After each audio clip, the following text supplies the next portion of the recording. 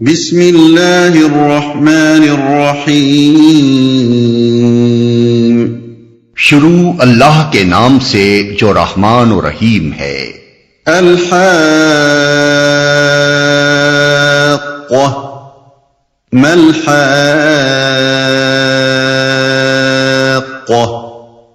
وما ادراک ما الحاقہ ہونی شدنی، کیا ہے وہ ہونی شدنی، اور تم کیا جانو کہ وہ کیا ہے ہونی شدنی۔ ہونی شدنی اصل میں لفظ الحاقہ استعمال ہوا ہے، جس کے معنی ہے وہ واقعہ جس کو لازماً پیش آ کر رہنا ہے، جس کا آنا برحق ہے، جس کے آنے میں کسی شک کی گنجائش نہیں۔ قیامت کے لیے لفظ استعمال کرنا اور پھر کلام کا آغاز ہی اس سے کرنا خود بخود یہ ظاہر کرتا ہے کہ مخاطب وہ لوگ ہیں جو اس کے آنے کو جھٹلا رہے تھے۔ ان کو خطاب کر کے فرمایا جا رہا ہے کہ جس چیز کی تم تکذیب کر رہے ہو وہ شدنی ہے، تمہارے انکار سے اس کا آنا رک نہیں جائے گا۔ وہ کیا ہے ہونی شدنی؟ یکے بعد دیگرے یہ دو سوالات سامعین کو چونکانے کے لیے کیے گئے ہیں تاکہ وہ بات کی اہمیت کو سمجھیں اور پوری توجہ کے ساتھ آگے کی بات سنیں۔ كذبت ثمود وعاد بالقارعة فأما ثمود فأهلكوا بالطاغية۔ سمود اور عاد نے اس اچانک ٹوٹ پڑنے والی آفت کو جھٹلایا تو سمود ایک سخت حادثے سے ہلاک کیے گئے۔ سمود کفار مکہ چونکہ قیامت کو جھٹلا رہے تھے اور اس کے آنے کی خبر کو مذاق سمجھتے تھے، اس لیے پہلے ان کو خبردار کیا گیا کہ وہ تو ہونی شدنی ہے، تم چاہے مانو یا نہ مانو وہ بہرحال آ کر رہے گی۔ اس کے بعد اب ان کو بتایا جا رہا ہے کہ یہ معاملہ صرف اتنا سادہ سا معاملہ نہیں ہے کہ کوئی شخص ایک پیش آنے والے واقعے کی خبر کو تسلیم کرتا ہے یا نہیں، بلکہ اس کا نہایت گہرا تعلق قوموں کے اخلاق اور پھر ان کے مستقبل سے ہے۔ تم سے پہلے گزری ہوئی قوموں کی تاریخ شاہد ہے کہ جس قوم نے بھی آخرت کا انکار کر کے اسی دنیا کی زندگی کو اصل زندگی سمجھا اور اس بات کو جھٹلا دیا کہ انسان کو آخر کار خدا کی عدالت میں اپنا حساب دینا ہوگا، وہ سخت اخلاقی بگاڑ میں مبتلا ہوئی، یہاں تک کہ خدا کے عذاب نے آ کر دنیا کو اس کے وجود سے پاک کر دیا۔ آفت اصل لفظ القارعہ ہے۔ قرع عربی زبان میں ٹھونکنے، کوٹنے، کھڑکھڑا دینے اور ایک چیز کو دوسری چیز پر مار دینے کے لیے بولا جاتا ہے۔ قیامت کے لیے یہ دوسرا لفظ اس کی ہولناکی کا تصور دلانے کے لیے استعمال کیا گیا ہے۔ سخت حادثہ سورہ اعراف آیت 78 میں اس کو الرجفہ یعنی زبردست زلزلہ کہا گیا ہے۔ سورہ ہود آیت 67 میں اس کے لیے الصیحہ یعنی زور کے دھماکے کا لفظ استعمال کیا گیا ہے۔ سورہ حامیم السجدہ آیت 17 میں فرمایا گیا ہے کہ ان کو صاعقۃ العذاب یعنی عذاب کے کڑکے نے آن لیا، اور یہاں اسی عذاب کو الطاغیہ یعنی حد سے زیادہ سخت حادثے سے تعبیر فرمایا گیا ہے۔ یہ ایک ہی واقعے کی مختلف کیفیات کا بیان ہے۔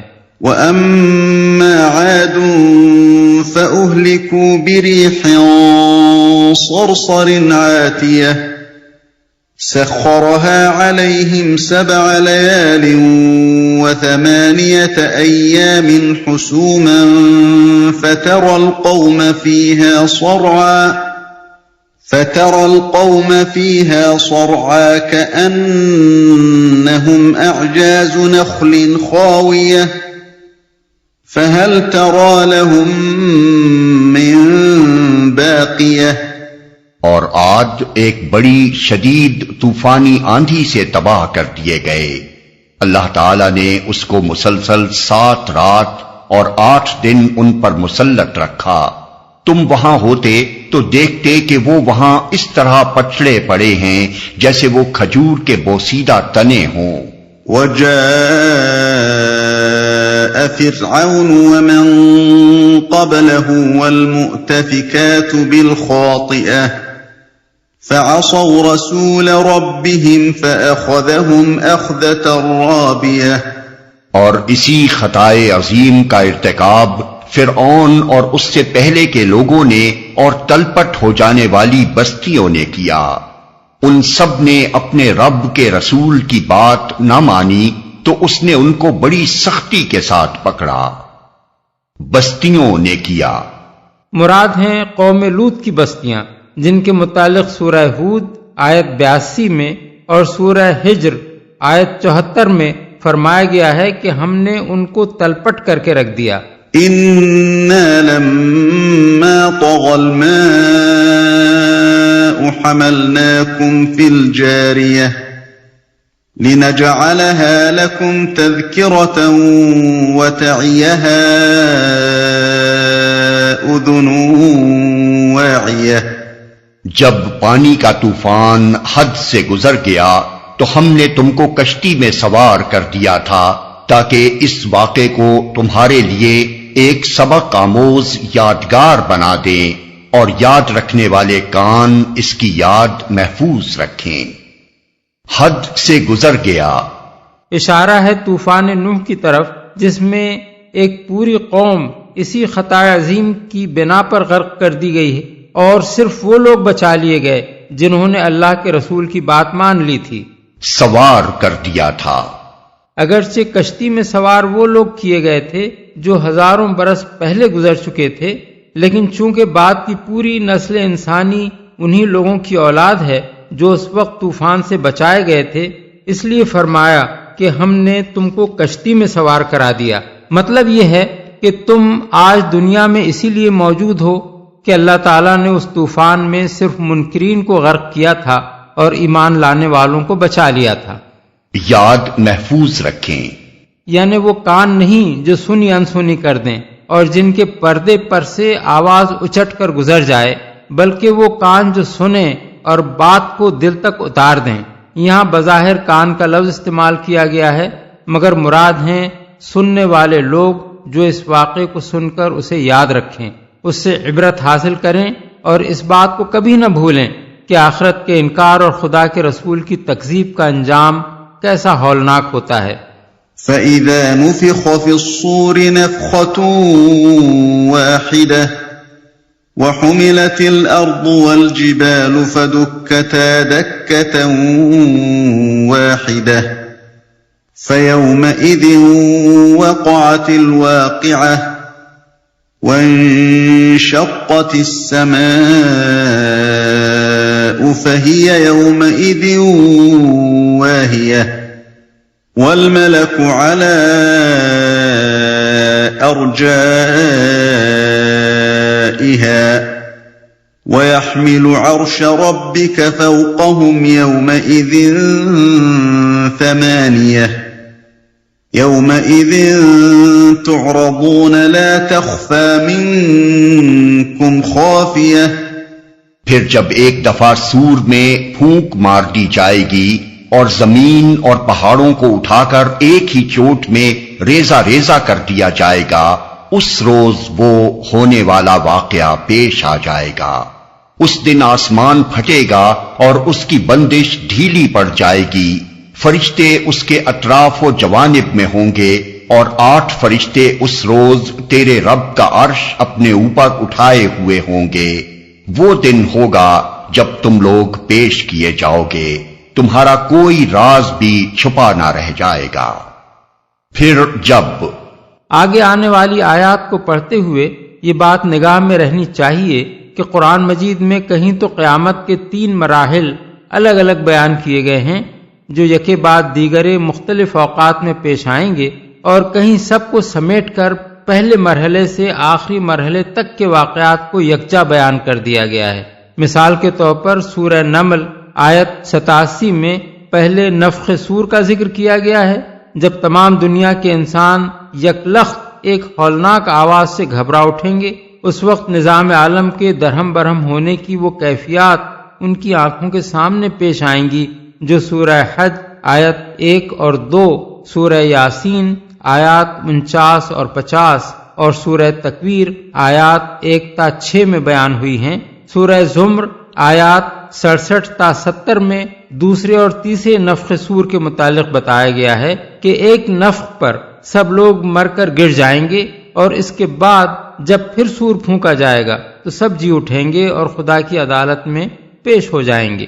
سورہ طٰہٰ آیات 102 تا 112، سورہ انبیاء آیات 101 تا 103، سورہ یاسین آیات 51 تا 53 اور سورہ قاف آیات 20 تا 22 میں صرف تیسرے نفخ سور کا ذکر ہے، لیکن یہاں اور بہت سے دوسرے مقامات پر قرآن میں پہلے نفخ سور سے لے کر جنت اور جہنم میں لوگوں کے داخل ہونے تک قیامت کے تمام واقعات کو ایک ہی سلسلے میں بیان کر دیا گیا ہے۔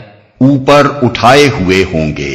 یہ آیت متشابہات میں سے ہے جس کے معنی متعین کرنا مشکل ہے۔ ہم نہ یہ جان سکتے ہیں کہ عرش کیا چیز ہے اور نہ یہی سمجھ سکتے ہیں کہ قیامت کے روز 8 فرشتوں کے اس کو اٹھانے کی کیفیت کیا ہوگی، مگر یہ بات بہرحال قابل تصور نہیں ہے کہ اللہ تعالیٰ عرش پر بیٹھا ہوگا اور 8 فرشتے اس کو عرش سمیت اٹھائے ہوئے ہوں گے۔ آیت میں بھی یہ نہیں کہا گیا ہے کہ اس وقت اللہ تعالیٰ عرش پر بیٹھا ہوا ہوگا، اور ذات باری کا جو تصور ہم کو قرآن مجید میں دیا گیا ہے وہ بھی یہ خیال کرنے میں مانع ہے کہ وہ جسم اور جہت اور مقام سے منزہ ہستی کسی جگہ متمکن ہو اور کوئی مخلوق اسے اٹھائے۔ اس لیے کھوج کرید کر کے اس کے معنی متعین کرنے کی کوشش کرنا اپنے آپ کو گمراہی کے خطرے میں مبتلا کرنا ہے۔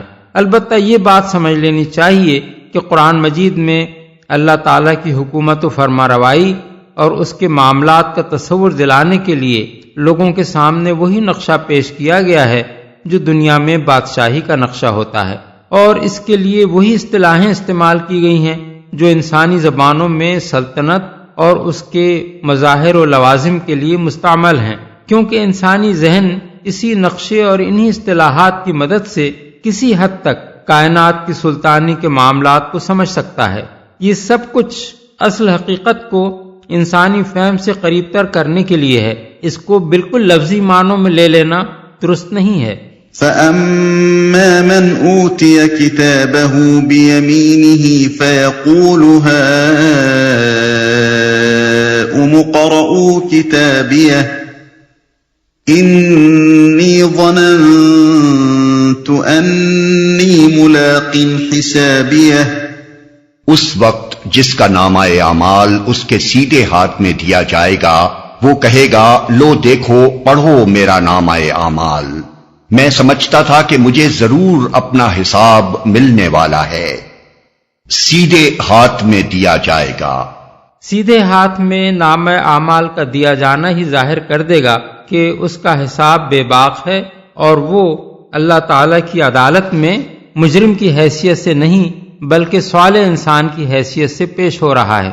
اغلب یہ ہے کہ اعمال ناموں کی تقسیم کے وقت صالح انسان خود سیدھا ہاتھ بڑھا کر اپنا نامہ اعمال لے گا، کیونکہ موت کے وقت سے میدان حشر میں حاضری تک اس کے ساتھ جو معاملہ پیش آیا ہوگا اس کی وجہ سے اس کو پہلے ہی یہ اطمینان حاصل ہو چکا ہوگا کہ میں یہاں انعام پانے کے لیے پیش ہو رہا ہوں، نہ کہ سزا پانے کے لیے۔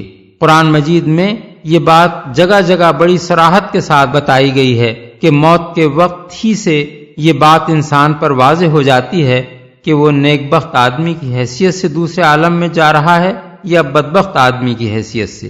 پھر موت سے قیامت تک نیک انسان کے ساتھ مہمان کا سا معاملہ ہوتا ہے اور بد انسان کے ساتھ حوالاتی مجرم کا سا۔ اس کے بعد جب قیامت کے روز دوسری زندگی کا آغاز ہوتا ہے، اسی وقت سے صالحین کی حالت و کیفیت کچھ اور ہوتی ہے اور کفار و منافقین اور مجرمین کی حالت و کیفیت کچھ اور۔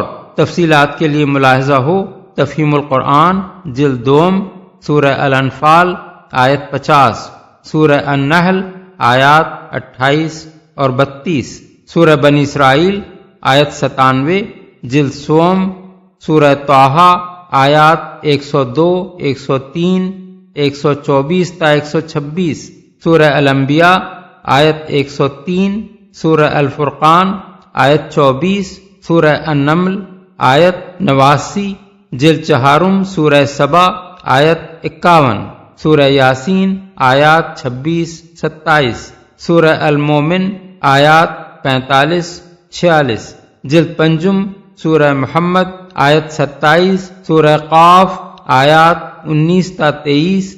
نامہ اعمال، یعنی نام اعمال ملتے ہی وہ خوش ہو جائے گا اور اپنے ساتھیوں کو دکھائے گا۔ سورہ انشقاق آیت 9 میں بیان ہوا ہے کہ وہ خوش خوش اپنے لوگوں کی طرف پلٹے گا۔ حساب ملنے والا ہے، یعنی وہ اپنی خوش قسمتی کی وجہ یہ بتائے گا کہ وہ دنیا میں آخرت سے غافل نہ تھا، بلکہ یہ سمجھتے ہوئے زندگی بسر کرتا رہا کہ ایک روز اسے خدا کے حضور حاضر ہونا اور اپنا حساب دینا ہے۔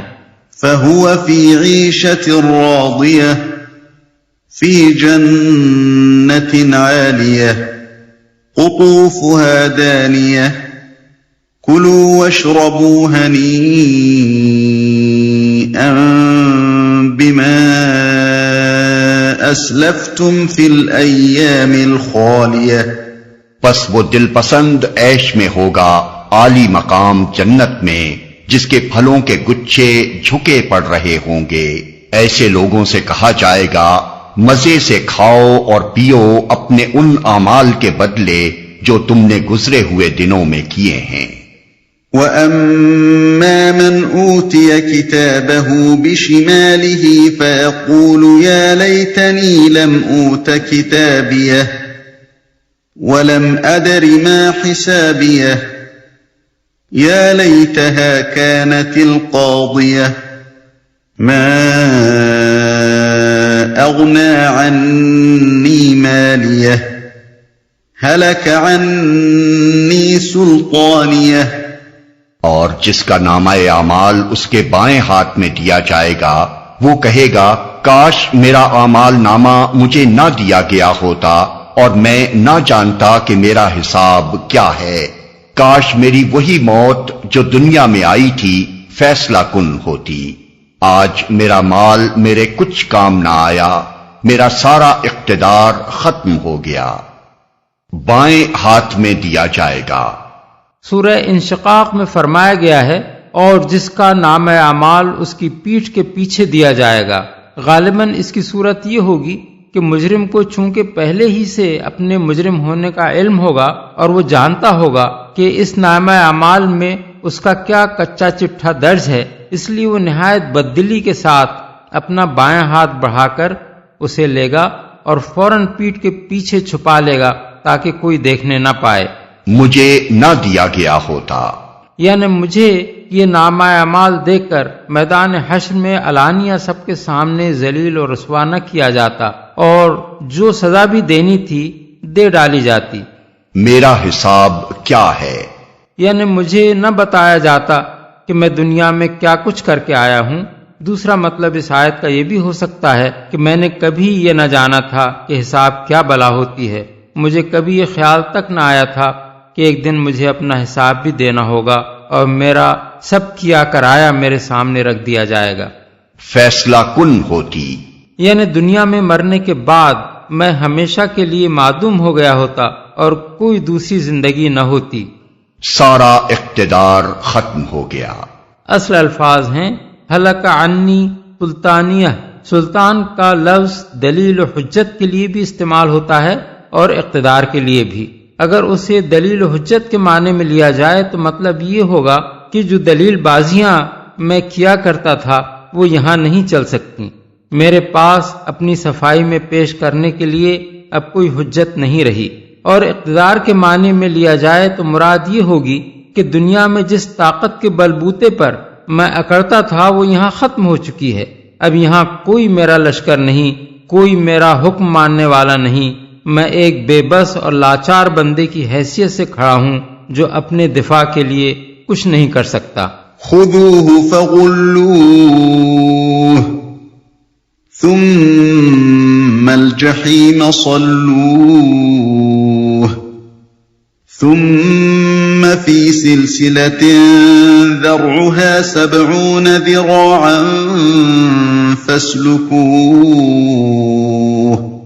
حکم ہوگا پکڑو اسے اور اس کی گردن میں توق ڈال دو، پھر اسے جہنم میں جھونک دو، پھر اس کو 70 ہاتھ لمبی زنجیر میں جکڑ دو۔ انه كان لا يؤمن بالله العظيم ولا يحض على طعام المسكين فليس له اليوم هاهنا حميم ولا طعام إلا من غسلين لا يأكله إلا الخاطئون۔ یہ نہ اللہ بزرگ و برتر پر ایمان لاتا تھا اور نہ مسکین کو کھانا کھلانے کی ترغیب دیتا تھا، لہذا آج نہ یہاں اس کا کوئی یار غمخوار ہے اور نہ زخموں کے دھون کے سوا اس کے لیے کوئی کھانا جسے خطاکاروں کے سوا کوئی نہیں کھاتا، نہ مسکین کو کھانا کھلانے کی ترغیب دیتا تھا۔ یعنی خود کسی غریب کو کھانا کھلانا تو درکنار، کسی سے یہ کہنا بھی پسند نہ کرتا تھا کہ خدا کے بھوکے بندوں کو روٹی دے دو۔ فلا اقسم بما تبصرون وما لا تبصرون انه لقول رسول کریم وما هو بقول شاعر قليلا ما تؤمنون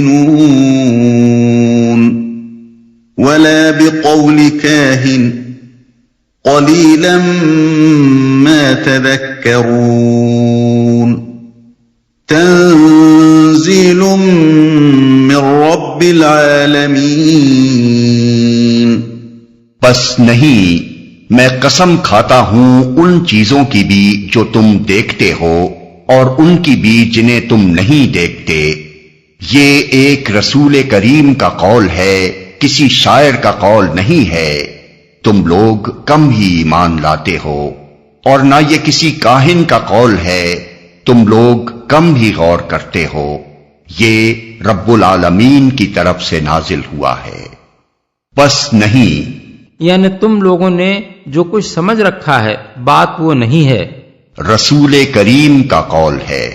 یہاں رسول کریم سے مراد محمد صلی اللہ علیہ وسلم ہیں، اور سورہ تکویر آیت 19 میں اس سے مراد جبریل علیہ السلام ہیں۔ اس کی دلیل یہ ہے کہ یہاں قرآن کو رسول کریم کا قول کہنے کے بعد فرمایا گیا ہے کہ یہ کسی شاعر یا کاہن کا قول نہیں ہے، اور ظاہر ہے کہ کفار مکہ جبریل کو نہیں بلکہ محمد صلی اللہ علیہ وسلم کو شاعر اور کاہن کہتے تھے۔ بخلاف اس کے سورہ تکویر میں قرآن کو رسول کریم کا قول کہنے کے بعد فرمایا گیا ہے کہ وہ رسول بڑی قوت والا ہے، صاحب عرش کے ہاں بلند مرتبہ رکھتا ہے، وہاں اس کی بات مانی جاتی ہے، وہ امانت دار ہے، اور محمد صلی اللہ علیہ وسلم نے اس کو روشن افق پر دیکھا ہے۔ قریب قریب یہی مضمون سورہ نجم آیات 5 تا 10 میں جبریل علیہ السلام کے متعلق بیان ہوا ہے۔ یہاں یہ سوال پیدا ہوتا ہے کہ قرآن کو محمد صلی اللہ علیہ وسلم اور جبریل کا قول کس معنی میں کہا گیا ہے؟ اس کا جواب یہ ہے کہ لوگ اس کو حضور کی زبان سے اور حضور اسے جبریل کی زبان سے سن رہے تھے، اس لیے ایک لحاظ سے یہ حضور کا قول تھا اور دوسرے لحاظ سے جبریل کا قول، لیکن آگے چل کر یہ بات واضح کر دی گئی ہے کہ فی الاصل یہ رب العالمین کا نازل کردہ ہے، جو محمد صلی اللہ علیہ وسلم کے سامنے جبریل کی زبان سے اور لوگوں کے سامنے محمد صلی اللہ علیہ وسلم کی زبان سے ادا ہو رہا ہے۔ خود رسول کا لفظ بھی اس حقیقت پر دلالت کرتا ہے کہ یہ ان دونوں کا اپنا کلام نہیں ہے، بلکہ پیغامبر ہونے کی حیثیت سے انہوں نے اس کو پیغام بھیجنے والے کی طرف سے پیش کیا ہے۔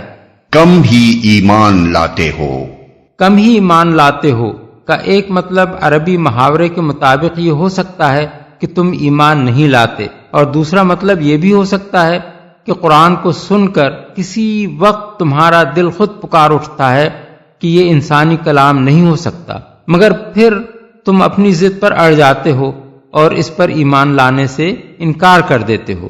نازل ہوا ہے۔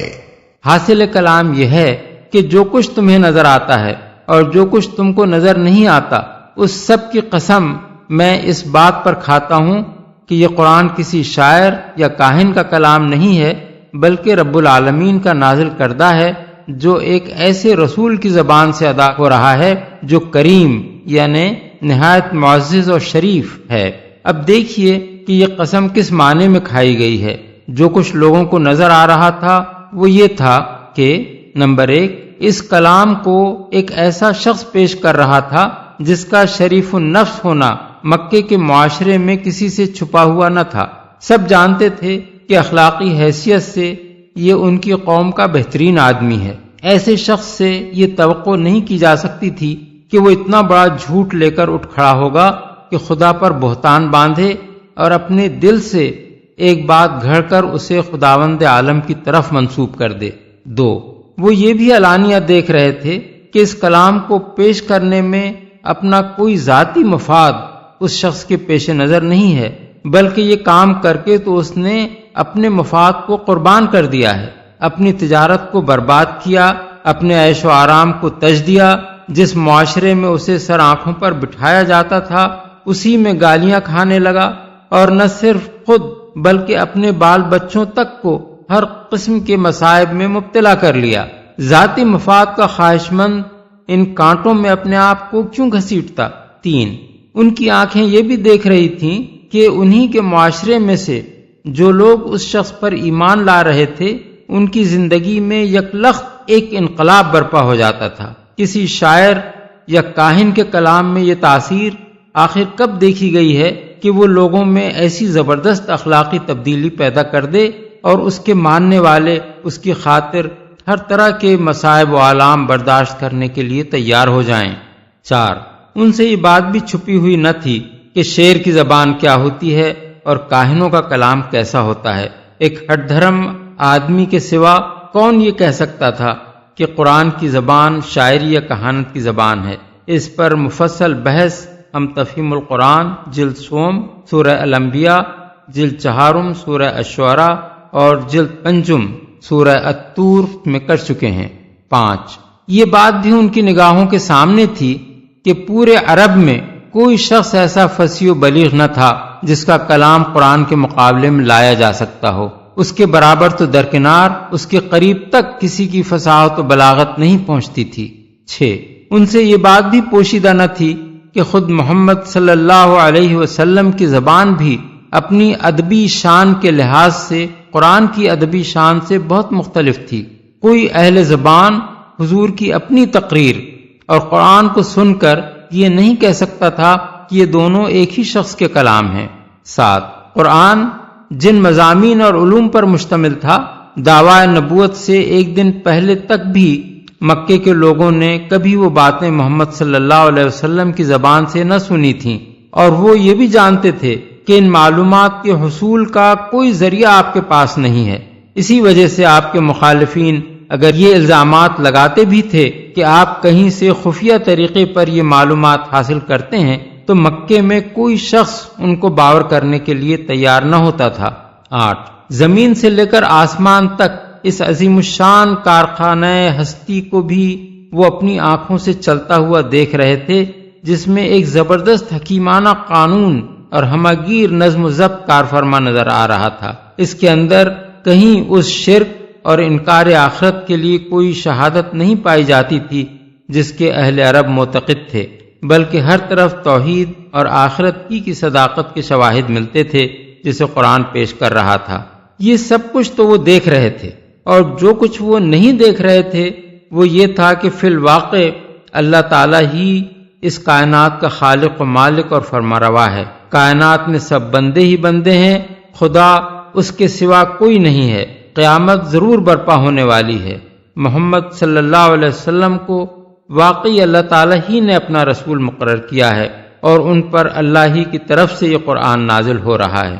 ان دونوں قسم کے حقائق کی قسم کھا کر وہ بات کہی گئی ہے جو اوپر کی آیات میں ارشاد ہوئی ہے۔ وَلَوْ تَقَوَّلَ عَلَيْنَا بَعْضَ الْأَقَاوِيلِ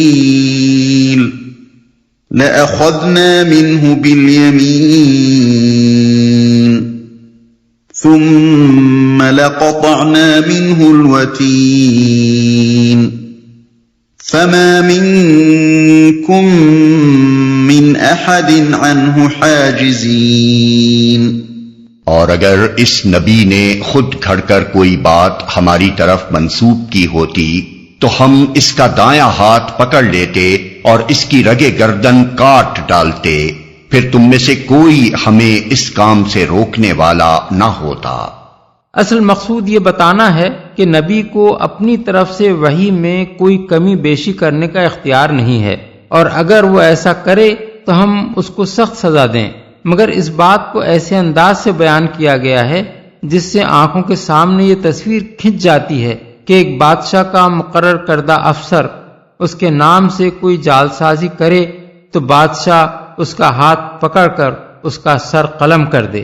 بعض لوگوں نے اس آیت سے یہ غلط استدلال کیا ہے کہ جو شخص بھی نبوت کا دعویٰ کرے اس کی رگے دل یا رگے گردن اگر اللہ تعالیٰ کی طرف سے فوراً نہ کاٹ ڈالی جائے تو یہ اس کے نبی ہونے کا ثبوت ہے، حالانکہ اس آیت میں جو بات فرمائی گئی ہے وہ سچے نبی کے بارے میں ہے، نبوت کے جھوٹے مدعیوں کے بارے میں نہیں ہے۔